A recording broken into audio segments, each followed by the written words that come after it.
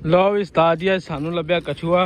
मुंडा कहता मैं चकदा मैं कहा चक के दिखा पता लग जू तू की करदा वो कुछ नहीं कहता होंदा डरदा क्यों है डरदा हादसा होवे ओए देखो उस्ताद जी कछुआ फड़ लिया मुंडा चक वे नू चक बड़े जोर मार लिया यार मार चक चक चक चक पलट ला ना पलट इत्थे लाया भी उस्ताद जी बाहर आ मुंडे दी दलेरी चेक करो साडी वाम कछू तो भाई दी है चाइना च रह गया मुंडा कहता खाना है चाइना वाले और तुहाडे वास्ते स्पैशल कड्ढिआ है इधर मुंह करदा इदां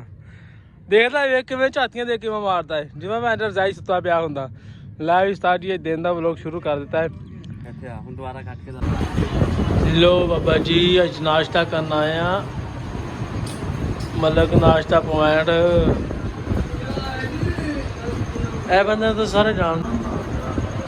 की आ गया चने ना लाई होए